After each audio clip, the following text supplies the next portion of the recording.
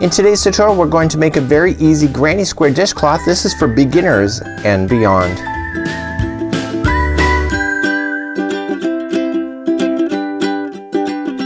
Welcome back to the Crochet Crowd as well as yarnspirations.com. I'm your host Mikey. Today we're going to work on a Bernat Handy Crafter or Sugar, Lily and Cream dishcloth. It's the cotton yarns made by Yarnspirations. You're only going to need one ball in order to do this. Now you'll notice that the ball that they've used in the example is variegated, but today we're going to use a solid color. That's completely up to you. Today I'm going to show you how easy it is to work on this pattern. You can use a 6mm crochet hook or a size J, but in today's tutorial I'm going to reduce down even further to a 5mm size H, and that's just because it's a preference for me. So as long as the hook complements the yarn, you cannot go wrong at any time. So without further ado, let's get started on working on this pattern together. So let's quickly review why you would use Sugar, Lily and Cream or Bernat Handy Crafter, and that's because it's cotton yarn. So cotton yarn is designed for the kitchen. It is made 100% of cotton. It is grown in the United States as well as spun and dyed here in North America. So this is a yarn that you can use in the kitchen. You can use it for scrubbing dishes. You can use these as tea towels. You can do these as coasters. You can also use these as pot holders.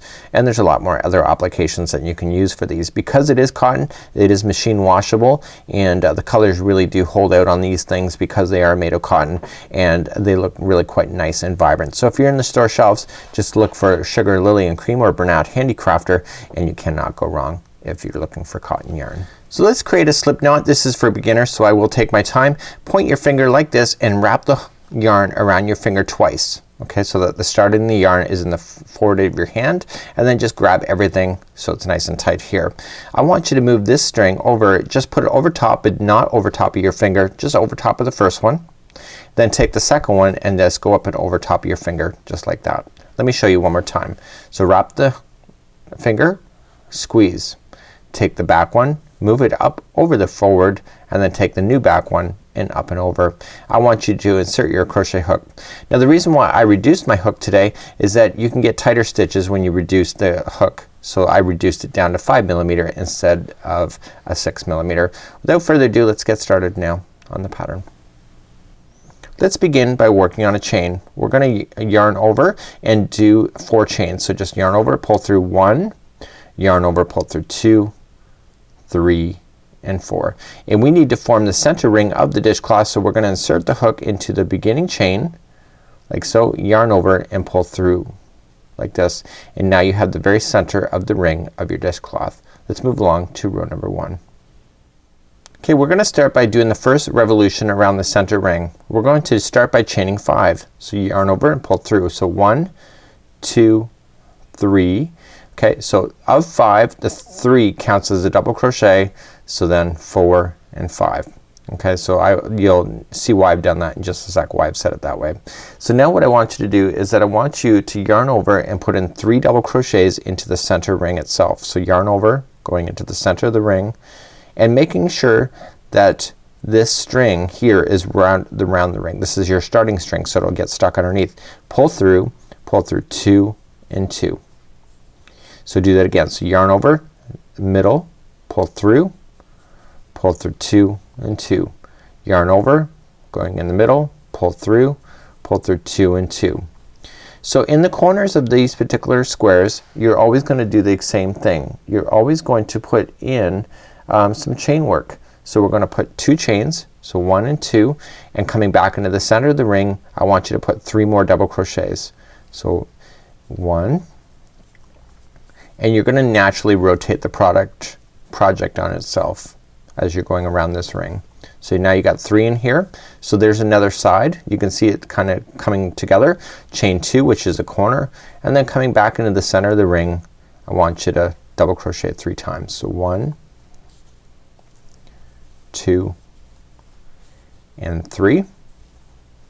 Okay, chain 2 because it's a corner. And now that we're coming all the way around, we can see that we have 3 sides. We have a partial of a beginning of a 4th, but it's not done. So when we come into the center of the ring again, we're only going to double crochet 2 times this time instead of 3. So 1 and 2, and the reason for that is that the chaining of 5, 3 of them are a double crochet, and the extra 2 are the chain 2. So in the third chain up, just count it, just insert into the chain, not around the gap space itself, into the chain, pull through and through. And so you can see all 4 sides of your granny square are now done. Let's move along to the next round. So let's move along to the next round. We want to slip stitch into this beginning round. So we're just gonna go right into the hole, yarn over, pull through and through. And now that takes you right to the side corner, as you can see. And now I want you to chain 5 again. So 1, 2, 3, which is a double crochet, then 4 and 5, which is your chain 2. Coming to the same space, I want you to double crochet 3 times. Right into that same space, we're gonna create a brand new corner. So the only difference as you're getting bigger on these granny squares is that there's gonna be more distance in between the corners. So when we are in between, all we just need to do is that we have to chain 1 and come into a next space over here, which happens to be a corner. So all the corners are gonna be the same. There's gonna be 3 double crochets. So let's do that slowly. So 1, 2 and 3, and now that we've done that, we're gonna turn the corner, so you have to chain 2 and come back into the same space and put in 3 more double crochets.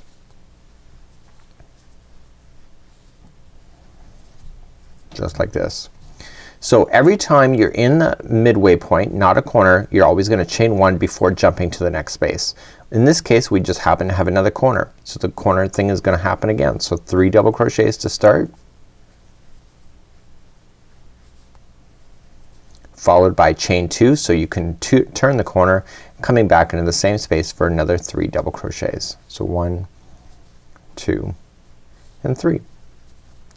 So what's gonna happen now in the spaces between the corners? You have to chain 1 first, then jump to the next space, and this happens to be another corner again.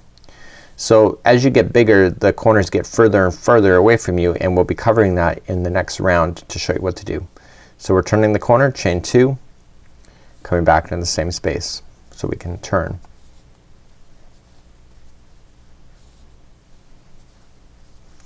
Okay, so what do we have to do? We have to chain 1 first because that's gonna get us to the next space.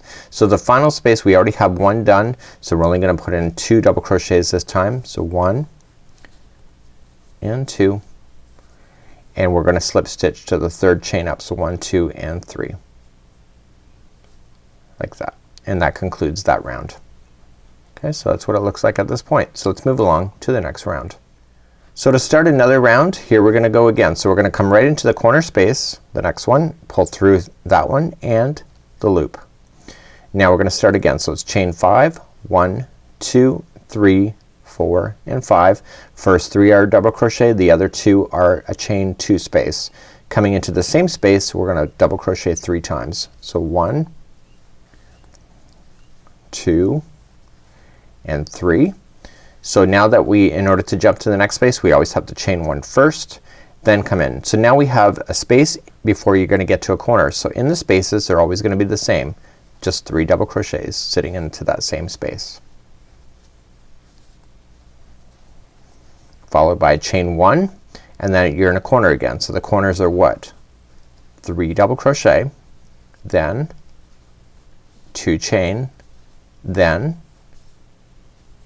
3 double crochets. That's right.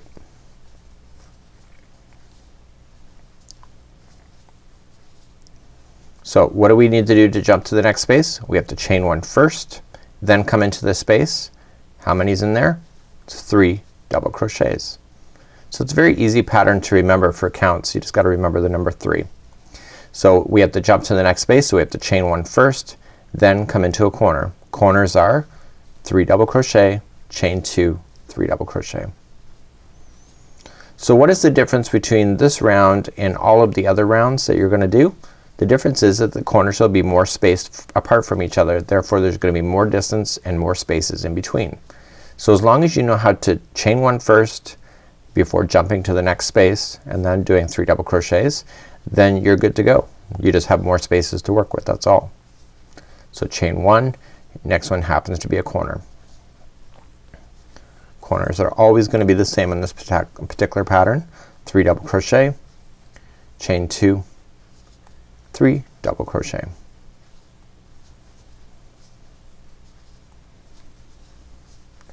Okay, chain 1, come into the next space, 3 double crochet, and the next corner that we're gonna run into is already partially done from when we started. So we chain 1 first, coming into the final corner we're just gonna put in only 2 double crochets and then join it to the 3rd chain up. So just insert into the 3rd chain, yarn over, pull through and through. So that concludes that revolution. So let me show you just a starting of one, and then I'll show you how to finish off the round in order to, when you get to the size that you need.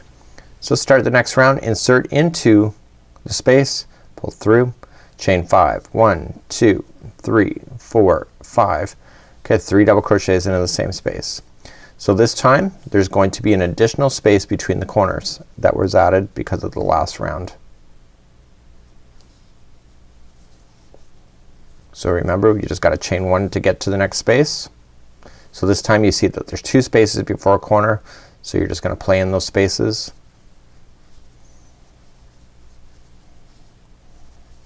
Followed by chain 1, come into the next space for 3, followed by a chain 1, then the corner. So what I'm gonna do is that I'm gonna have you continue to go around. You should know exactly what to do by now, and I'm gonna show you how to finish this off so that you have no tails hanging out of your work. So because once you start washing with this, if your tails are not secured in, they are definitely gonna fall out as you're doing your dishes. So go all the way around just like I've shown you, and I'll see you back here and I'll show you how to finish this off. So I'm coming up all the way back around. I'm gonna come into my very last space that's already partially started from the way that I started, and I'm only gonna put in 2 double crochets at that point and then just slip stitch to the 3rd chain up. So let me show you how to finish this off. So this is what it looks like at this point. So it says to do 9 revolutions. So you see 1, 2, 3, 4. So you can see that it would get much bigger. You can stop when you think that this dishcloth is big enough for yourself. I think it's really quite big myself. So I'm gonna cut the strand about 12 inches long using my scissors, and I want to grab a darning needle next. So I'm going to take the string and yarn it over and pull through the loop like so. Because I've already cut it, it will all come out. And what I want to do is that I want to feed the yarn into the darning needle, and in order for these tails not to fall out, you should weave them in 3 times. So coming back in the direction from which you were crocheting, I want you to go back underneath the fibers, okay, right into the fibers itself, in for 1, turn around, go into a different space from where you came out of, and go back in the same direction. So this is 2, and then turn around one more time, go into a different path, and underneath the fibers, don't go on an edge because then you'll see it, and 3. So now this will never fall out on itself because it's been weaved in 3 times. So now you can safely cut it right down to the beginning like so, because it's underneath the stitch work. The one that was in the middle here, because I had you bury it when you went around, you can safely cut that right down, and now you have a project of a dishcloth with no tails hanging out of it. So this is how you do a very simple granny square dishcloth, and I hopefully you enjoy this pattern. And until next time, I'm Mikey on behalf of the Crochet Crowd as well as yarnspirations.com. Have a great day. We'll see you again real soon.